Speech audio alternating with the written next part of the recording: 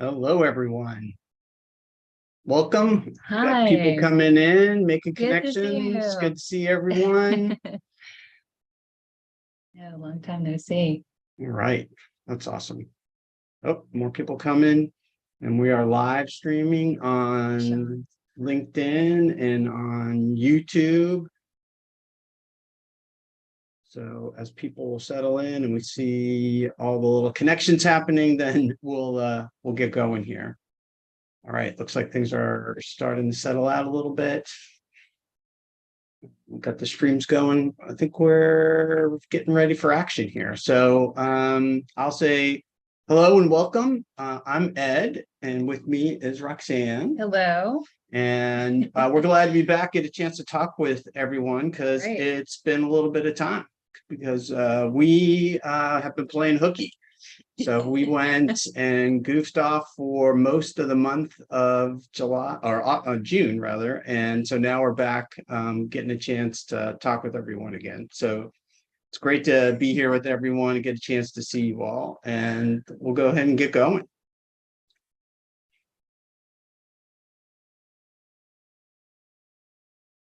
Yes, this is awesome. All right, so we're back in. I think as we mentioned in some of our communication to everybody, we have redone much of our webinar series. So we either have new stuff or we've redone the things that we actually have here. And so here we are at the top of what's now our Change Leadership series. So we'll be doing that in the second half of the month and more of a team leader in the beginning of the month. And some of you that have been with some of our webinars before recognize some of the topics, although we've got new stuff in there. And there's a bunch of new topics in as well. So we're looking forward to doing those for the rest of this year and getting a chance to connect with everyone. Right. So before we jump into the topic, which is about empowering and motivating teams to change, and then talking about that for leaders as well, just want to briefly share this with you. You may have seen this before. This is how we think about how change and joy at work goes together. It's very simply, when you introduce change, you can impact joy at work. And we see joy at work as those things on the right-hand side, those dimensions. Those dimensions come out in the research we've done, and certainly our personal experience as important for people to actually feel joy at work. So not only does a change potentially impact joy at work, whatever joy at work is there impacts how well the change goes. So it all is sort of related.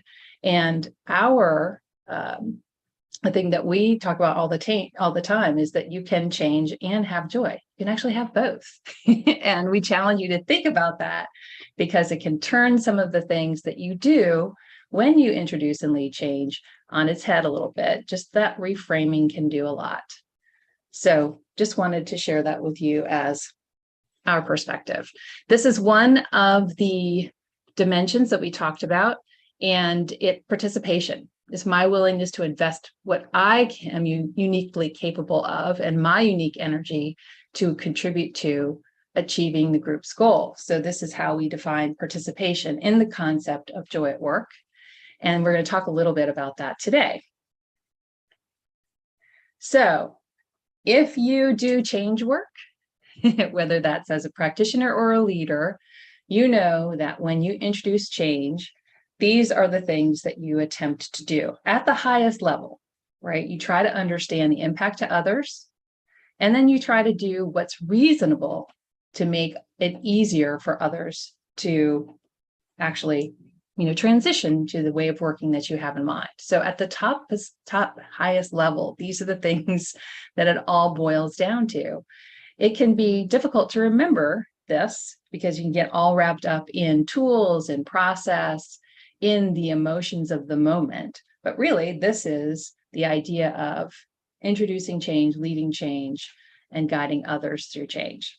So we're going to explore this a little bit. When we think about change, we think about lots of scenarios. And as you know from our company name is the Change Decision, and we sort of think of them as two sides of the same coin. A decision is something you make before you implement it, which is the change. So how do I communicate a decision to a team without damaging the relationship? That's something that we talk about a lot at the Change Decision. How do I get input from the team to make a decision, yet remain the decider and not create chaos? That's another common situation that people face. And how do I make a group decision without creating chaos? So we're going to cover things at a very top level today, but we have a more detailed blog that we're going to point you to so that you can actually get the specific techniques about how we do this that may be useful to you. So anyway, we're not going to cover these deeply, but we may touch on them. To explore this a little bit, I want you to think about a change you made with a team that was difficult. And we invite you to think about that, and we're going to give you some questions to ponder. So if you think about a time that you led a change that was difficult with a team, these are some questions we would love for you to think about. What did you need them to do differently? How big a change was that from their perspective? And why do you think it was such a big change? How surprised were they by the change? And how surprised were you by their reaction? What would you have wanted them to do ideally? What would have made it easier for them to do that? And then what does that tell you about what's important to them? So these are some basic questions that we can ask ourselves, definitely in retrospective.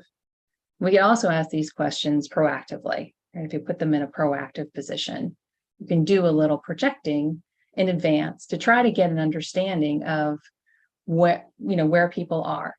You may not be right. That's totally fine. The idea is to get yourself into an empathetic mindset. So while you're thinking about that, I wanted to just ask you, Ed, does this resonate with you? What kind of a story comes up for you when you think about this? As you've done a lot of different kinds of change leadership stuff. Well, when we talk about something like this, the thing that always pops for me is what's become our origin story. So when I think about this, I think back, it's over 10 years now, working on a really big program, and in the middle of it, having it going really, really badly. And at the time, I was the program lead and Roxanne was the change lead. And we were 18 months into this, and it was not going well at all. And so badly that at one point, the CEO of the company actually called the effort a disappointment, which is horrible, right? A disappointment in a public setting with all kinds of other people.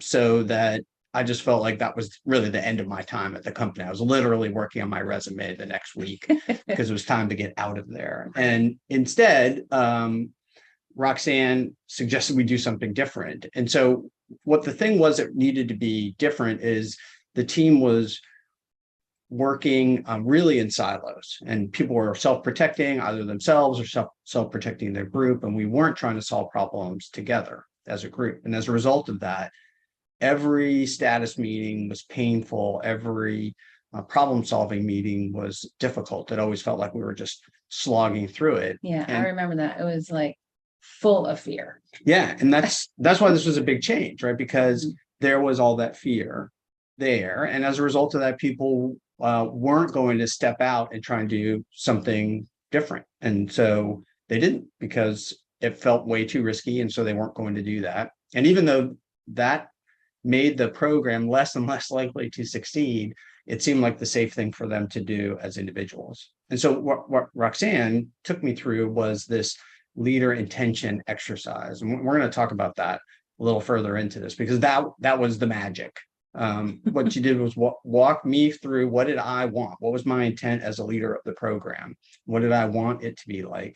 And then when it interviewed all of the leaders that I had on the team, so that she could both get it from them and then show them what I had said. And it was a big surprise for them. And how do I know it was a big surprise for them? Every Friday, I would have a leadership team meeting, and literally on most of those, people would phone it in. So they're at home in their living room on the phone in their socks. This is way before COVID when we're always home, but at home, and they would literally phone it in. And so it'd be me and maybe Roxanne in the conference room, maybe another person or two. There's like 10 people on this team staring at the little Polycom phone back before we did all this video stuff. And on this day, after she had finished that, I come roaring into the room late, which was typical because I had gotten stopped by some executive who wanted some immediate update on what was going on. And I'm trucking into the room and I walk in and everyone is there and all the laptops are down and they're all looking at me, waiting to see what's going to happen next. And it was a huge surprise as a result of that. So we changed what was going on internally with the team and actually started to do some of the things that I'd laid out that I would wish for that we would do ideally. Like we would actually communicate together and problem solve and talk as if we're plural and not all I, me, but a lot of we and us and how we were going to take care of things.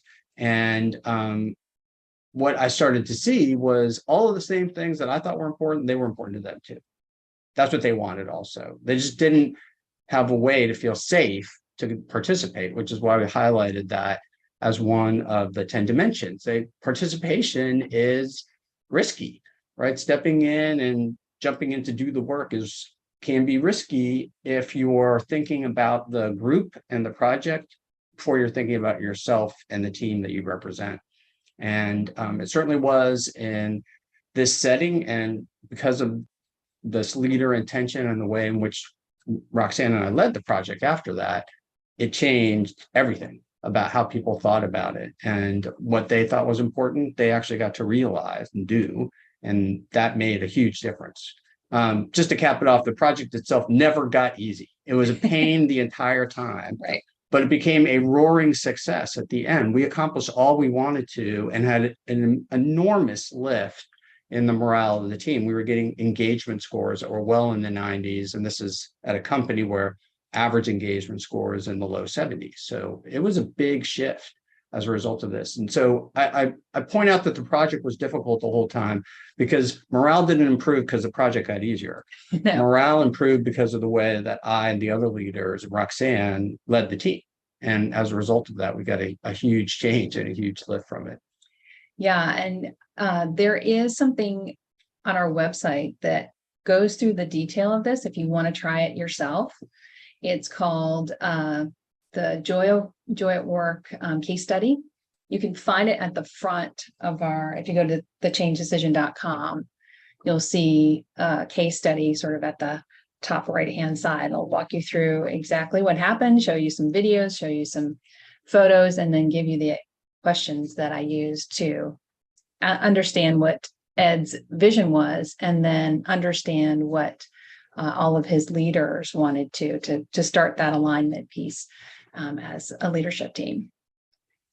So thank you for sharing that. So that leads us to some basic change and joy philosophies that we talk about all the time. So leading change intentionally is simply a gesture of respect. We talk about this a lot. Some of this may be familiar to you.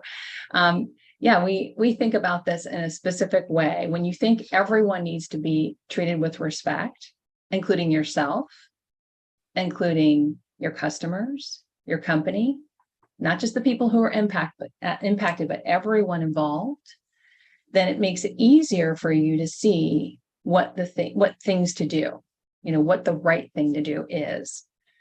The idea there is that, if you treat anyone in the ecosystem with disrespect or in any way that's disrespectful, it may solve the problem in the moment, but will come out to be a problem later. The other thing we talk about a lot is everyone's point of view is valid, even if I disagree or don't understand it.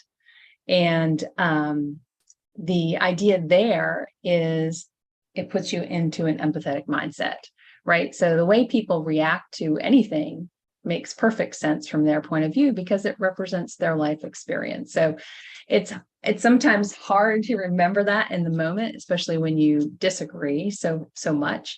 But the idea in bringing this forward is that you stay in a curiosity mindset first, rather than judgment first, which is what, we're trained to do. We're trained to judge, problems and solve them, right? So that's our natural tendency, is to judge, to eliminate the problem. But being curious is better when you're introducing change. And the last one is exactly what Ed was just illustrating. Before change can happen, the leader must change first. So if he was self-protecting, guess what? Everybody was self-protecting. So I knew I had to start with him and then see if we could make traction with the leadership team. And then basically the entire program was under new management because they had shifted their mindset. So that leaked to the entire team. It was 250 people on this team. And that, of course, had a very positive impact on the people who were going to receive the thing that they were creating. So all of the employees. And it just, again, the whole ecosystem was on an upward spiral from there instead of downward spiral, which is what they were clearly on before. So again, going back to understanding the impact to me, now let's talk about yourself. So we wanted to just introduce this to you in case you want to think about this for yourself. So if you can apply the same things to you. So understanding the impact of change to yourself and what is reasonable to make it easier for you. So the same thing we talked about before. We have these frequent managing change situations. They're common. And the blog post will give you the techniques that we use to address these very common situations when you're even leading yourself to change. So reflecting on yourself, thinking about a change you struggled with personally, and it could be a work or maybe not, you can ask yourself similar questions. So what did you need to do differently? How big a change was that from your perspective?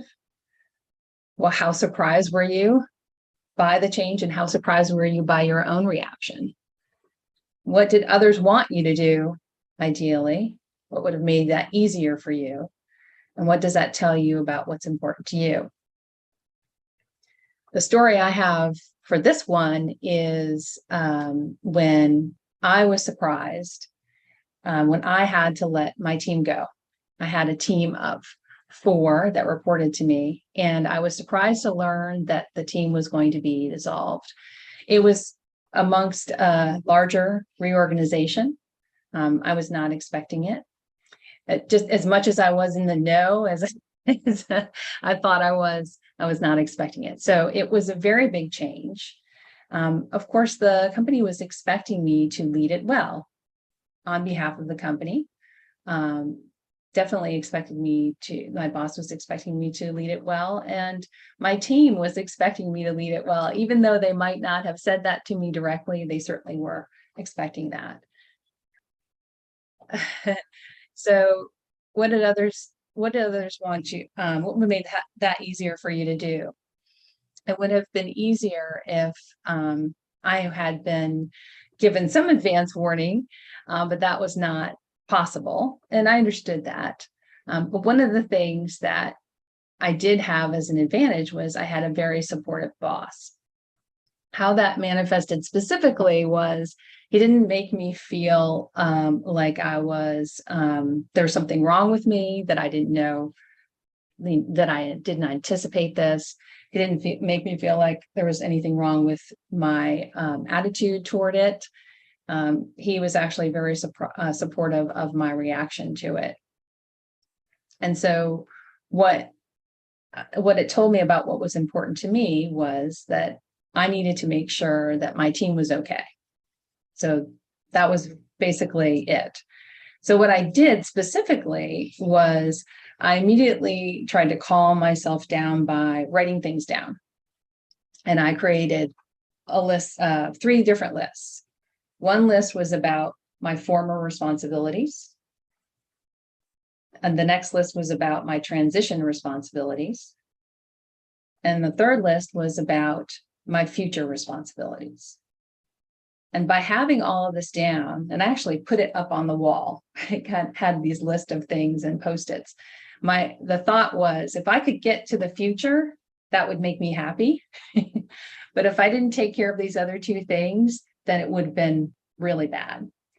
And it helped me see the kinds of things I could do to manage this transition well for myself and my team. And it also helped me take care of the things that I was getting rid of for my former responsibilities. And I was motivated to get rid of the former responsibilities as quickly as possible, because I could spend more time in the other two areas on making the transition happen well for my team and my future, kind of building what the future would look like. So it's just a way for me to sort it out. And that was a very constructive approach for me.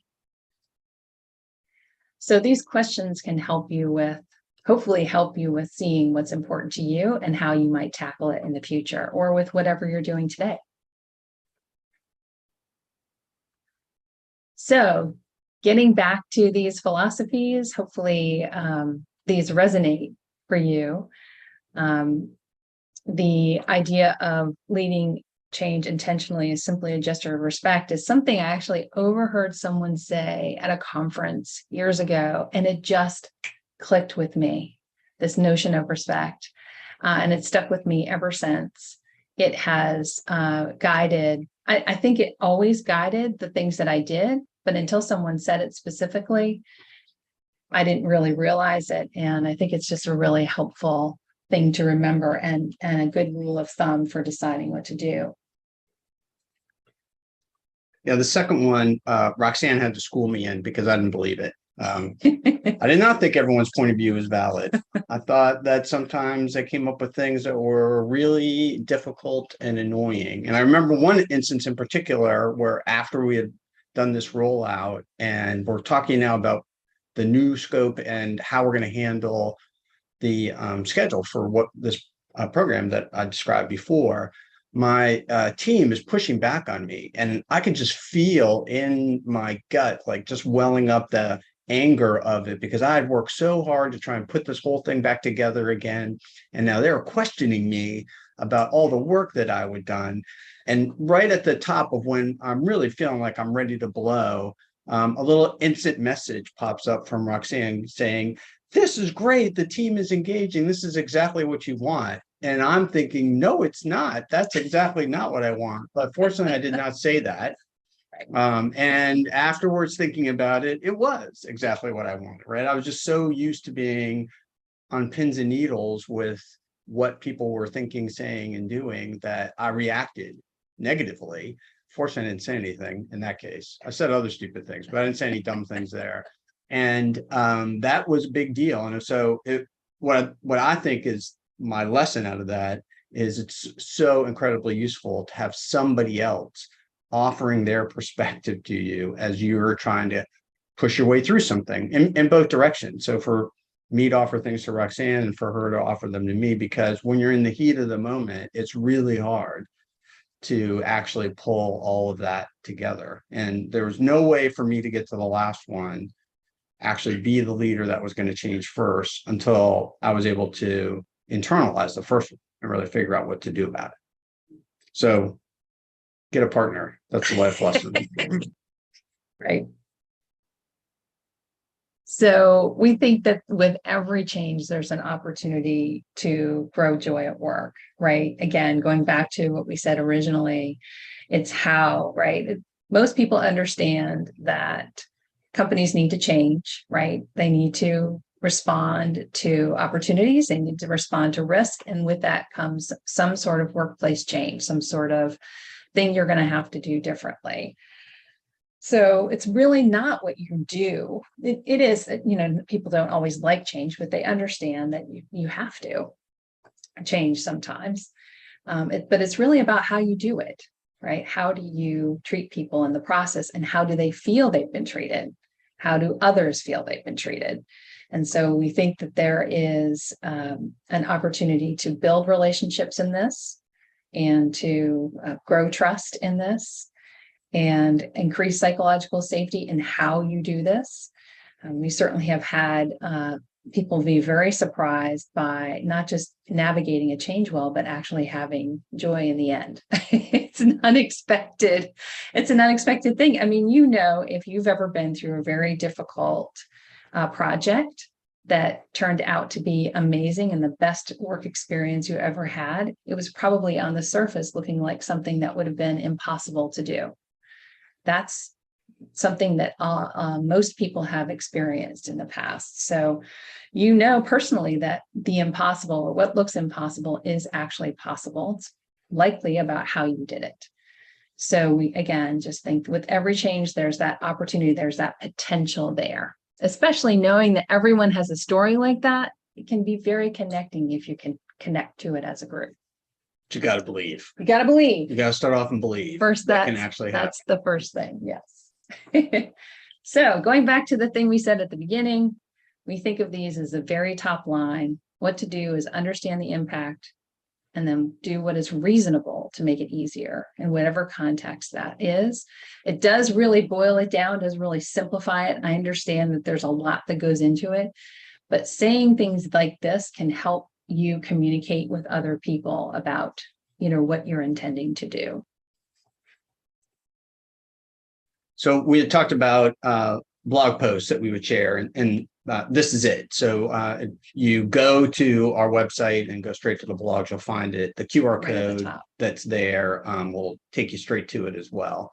So if you want to zap that with your smartphone, you can go find this. And this gets into really instructions on how to go do this. So we talked about these 3 different change decisions briefly, and it would be wonderful to be able to act on each of those and to do them and in a differentiated way. That's part of what we found to be some of the secret sauce in terms of interacting with these teams, is knowing which one of these 3 you're chasing after. And the article goes through and describes them and really gives you steps on how to go about doing them. So hopefully that will give you some thoughts on, or at least a way to start and jump into these and start to make that kind of differentiation. And we think that is really important for setting up to be able to motivate and empower the team, which is the title of this, right? The motivation part of this is really much more about your intention. And it took me a while to figure that out, right? So I thought initially motivation, pizza parties, and we'll do stuff like that, and that'll motivate everybody. And that's all nice. Sure. But it's not really the thing that's going to provide true motivation. And the empowering part, that's where these 3 change decisions get to it. So how can you tell people what it is they get to actually do? And what do they have agency over and control over? What's going to be done somewhere else, and make that super clear so that they know how to act. And I think that will lead you well down the path to empowerment. Yeah, so we wanted to include this more detailed explanation of how to go about doing some of these things, because in a 30-minute webinar, we're covering top line things, but we want you to be able to see specifically some of the things that you can actually tactically, step by step, do to address these common challenges with decision making and managing and leading change. And so this takes us back to our model, right? This idea of change and joy, and they're reinforcing as we're trying to show here, right? So if the change goes well, and not just the thing lands the way it's supposed to, but how it is done, how it's done is going to have that impact on the culture and what we're calling joy at work, and an impact on those 10 dimensions that you see. And if that's a positive impact, then the next change is going to be easier and go even better, and on in a positive cycle. And if it doesn't go well, as unfortunately I'm sure all of you have experienced at least to some extent, then morale gets pushed down, and then the next change not so easy to do, and the next is even harder and harder. And this is where we think this idea or cycle of what people call change resistance or change fatigue starts to come from. It's really this. It's not that people are just naturally resistant, they're just naturally tired out and demoralized. And so if you can go the other way, you're going to drive in a much better direction as a result of that. Yeah, and related, the next webinar we're going to do is going to be focusing on how you manage all these simultaneous changes. People have talked a lot about oh my gosh, the volume of change. How do I manage that? So that's what we're going to focus on next. And we'll have some detailed techniques that we take for that, as well as sharing the top line in the webinar. So this whole setting an intention that Roxanne was talking about, that this little mini course lays out the process that she described, that she actually took me through and now has taken dozens, hundreds, I don't know, lots of people through. And so if you go to the little QR code, you can get a connection to that. It's a $45 course. We made it really inexpensive. You got videos in there to describe what's going on, so you can do it at your own pace, and you get the documentation on the questions and what to go do. It will really help out with how, as a change professional, you would want to go about setting that intention. So we think this could be really, it's an overused word, but I'll say it, powerful for you, because I think it'll help be able to coalesce your thoughts on how you want to drive this forward. Yeah, I think I always had one, but I don't think I wrote it down until I was taken to task. I recall there were 2 different times where I had to recommit as a change professional in order to do the work, because it is very difficult to do. It's highly emotionally charged. It's like people will question your judgment. You'll question your judgment. There are just a lot of nuances to it. So this course is meant to walk you through a process to create your intention and have you reflect on all of that.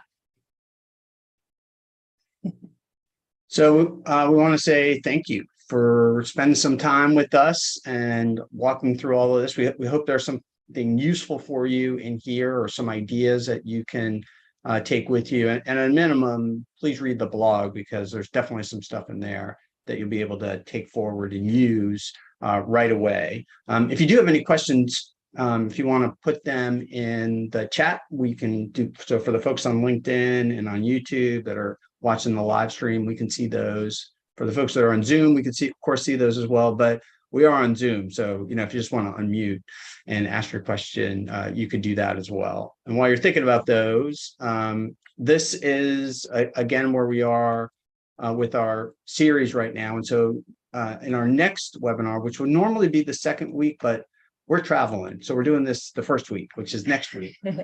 So we'll be talking, as Roxanne mentioned, about team and employee engagement. And I think we've got a different take on this than many do anyway. So we're going to focus on this idea of team engagement. So people talk about employee engagement a lot. We think there's more juice in the idea of team engagement, and we're going to outline what that is and then how to do something about it, try and move it in a useful direction that's going to be better for both you as well as the team that you're working with. Yeah, and part of that is what I said we'll cover, which is managing all the volume of change. That's just the reality of teams today. So right. So we'll get into that. All right, and that's it for us. So we just wanted to end with this. If you want to get in touch with us, this is how you get in touch with us. So you see our website and the email we have. We're relatively prolific writing, so you can see some of our stuff on Medium and on our own blog as well. And if you got any thoughts, questions, or want to throw something in the chat, we'd love to hear about it, or just reach out to us after this as well. But thanks. Yeah, thank you for the great comments. Really appreciate it.